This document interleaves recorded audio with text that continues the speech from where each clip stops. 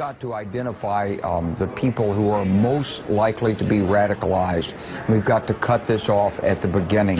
There are always a certain number of young people who are alienated. They don't get a job, they lost a girlfriend, their family doesn't feel happy here, and we can watch the signs of that, and there are members of the community who will reach out to those people and bring them back in and encourage them to look at their blessings here. All right, folks, welcome to Gimme 5. General Wesley Clark, with some pretty incredible statements that you are about to hear as he talks on MSNBC about the enemy within. And make no mistake about it, we have an enemy within this country.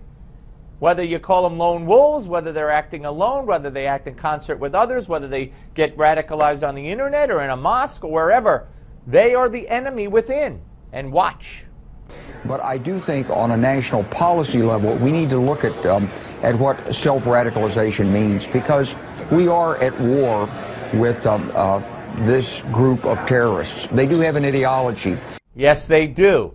Now, don't forget, General Wesley Clark is a Democrat, former presidential candidate on the Democrat side. He was the chief of our NATO forces, again appointed by a Democrat. So he's a Democrat through and through.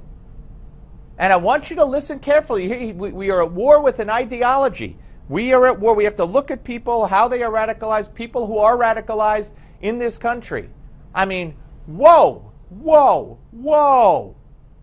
More. In World War II, if someone supported Nazi Germany at the expense of the United States, we didn't say that was freedom of speech. We put him in a camp. They were prisoners of war. Yes, they were. And when we captured Nazis on our shore, they were lined up, put against a wall, and they were shot. And there were internment camps, absolutely. Now, you could debate whether that was the right thing to do, and I'm sure a lot of you watching this show would say it was, and there are some of you who would say it wasn't. And, of course, if you say it was, then you're the racist, xenophobe, bigot, you're everything. They'll even throw homophobe in there. But, at a time of war, when a foreign nation has just attacked you, you got to be safe sometimes rather than sorry. And that's what the leadership at that time felt would keep us safe. Now, you know what we're doing basically? Nothing. So he's saying World War II, we took those who we felt were a threat and we put them in camps. More from General Wesley Clark. So if these people are radicalized and they don't support the United States and they're disloyal to the United States as a matter of principle, fine, that's their right. It's our right and our obligation to segregate them from the normal community for the duration of the conflict. I'm going to pass out. My head is tingling. What a radical, what a racist, bigoted, Islamophobic idea, General. Gee, to protect the homeland at all costs against radicalized jihadists who would kill us in cold blood, to protect us from them? You must be nuts. You must be out of your mind. You must be senile, General. How long before you take this back is what I want to know. How long before those on the left get to you and say, what the heck did you say?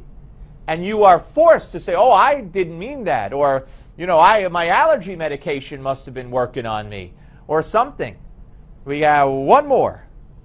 And I think we're going to increasingly get tough on this, not only in the United States, but our allied nations like Britain and Germany and France are going to have to look at their domestic law procedures. Wow. So not only us, but other free and open societies, our allies, who are also falling victim,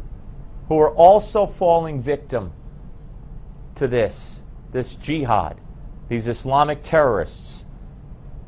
I got to tell you, he gives us something to think about. They won't even let us put FBI plants in mosques. And he wants to lock people up. Got a long way to go, whether you want to or not. Thanks for watching.